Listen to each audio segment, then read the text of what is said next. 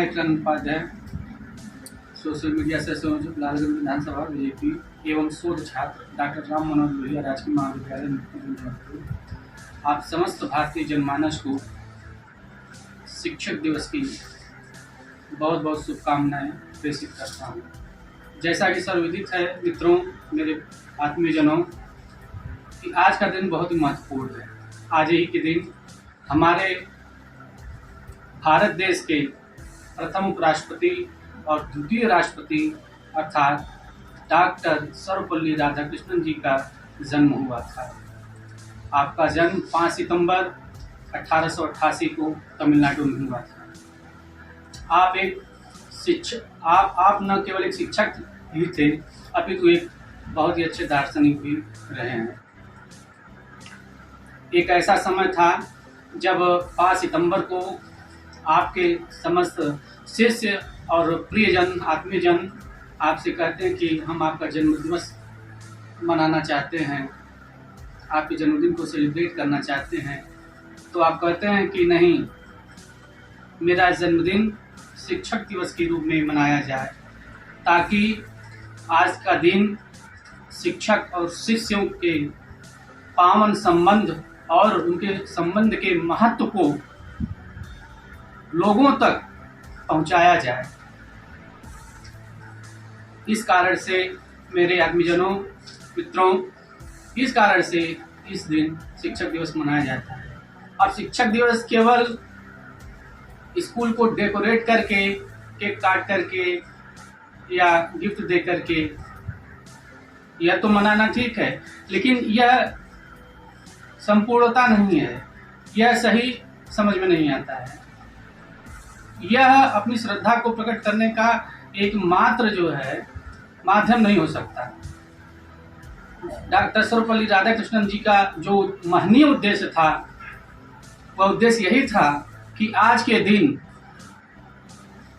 समस्त भारत के रहने वाले जो शिक्षक हैं, समस्त भारत को शिक्षित करने वाले जो शिक्षक हैं और जो उनसे शिक्षा ग्रहण करने वाले छात्र हैं, वे सभी लोग शिक्षक अर्थात गुरु और शिष्य के पावन संबंध को और उसके महत्व को जाने, उससे अवगत हों, इसका ज्ञान हो। कैसा महत्व, इसको हमें इस प्रकार से समझना होगा।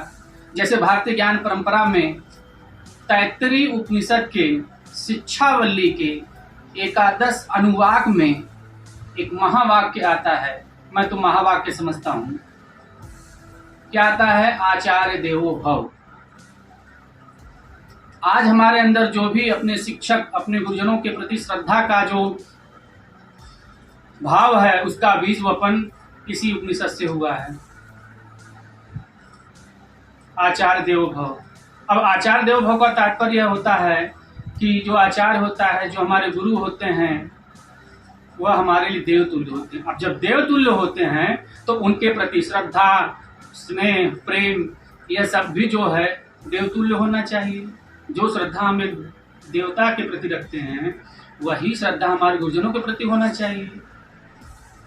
तो कैसी श्रद्धा? धूप, दीप, अगरबत्ती, फूल, माला यह अर्पित करके नहीं, उनकी आज्ञा का पालन करके, उनके बताए रास्ते पर चल करके।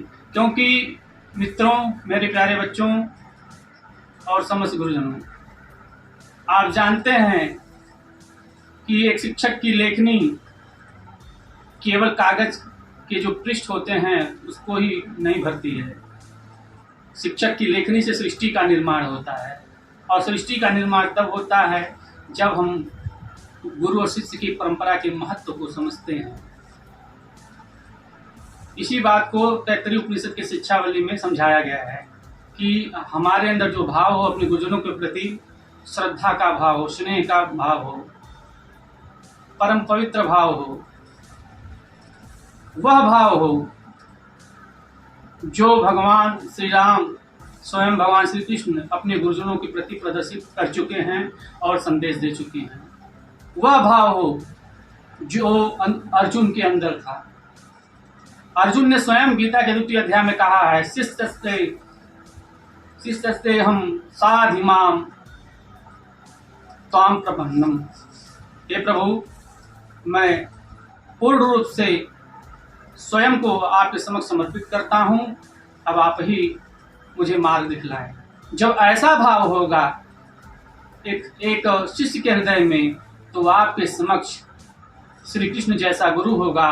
और जब श्री कृष्ण जैसा गुरु होगा तो दुनिया की बड़ी सी बड़ी समस्याओं के रूप में जो कुरुक्षेत्र होगा उसमें आपको विजय प्राप्त अवश्य रूप से होगी, भले से ही समस्याएं अपराजय हों। तो इसलिए मेरे प्यारे बच्चों, आज के दिन को सेलिब्रेट करना, उसको मनाना भिन्न भिन्न प्रकार से ठीक है, लेकिन शिक्षक और गुरु का जो संबंध होता है वह अनंत काल के लिए होता है, वह प्रतिदिन होता है। कक्षा में जब आप उनकी बातों को सुनेंगे, समझेंगे, मंथन करेंगे, तो न केवल आपका ज्ञान से संबंधित विकास होगा, अपितु नैतिक विकास होगा, आध्यात्मिक विकास होगा, सांस्कृतिक विकास होगा। न केवल आपका विकास होगा, अपितु आपके परिवार का, समाज का, प्रदेश का, राष्ट्र का, आपकी सभ्यता का विकास होगा। इस प्रकार से गुरुजनों के प्रति श्रद्धा का जो भाव है, उस भाव रूपी लेखनी से एक विकास की सृष्टि का निर्माण होता है, एक समृद्ध राष्ट्र का निर्माण होता है। तो आप लोगों से यही कहेंगे कि यदि आप लोग अपने गुरुजनों को कुछ अर्पित करना चाहते हैं, प्रदान करना चाहते हैं, तो स्नेह प्रदान करिए, श्रद्धा, संस्कार इत्यादि जब उनको आप अर्पित करेंगे, तभी शिक्षक दिवस को मनाया जाना सफल होगा और तभी हम अपने देश के प्रथम उपराष्ट्रपति और द्वितीय राष्ट्रपति के महनीय उद्देश्य को अग्रसरित कर सकेंगे। अतः अपनी वाणी को विराम देते हुए आप लोगों को पुनः शिक्षक दिवस की हार्दिक शुभकामनाएं प्रेषित करता हूं। प्रणाम।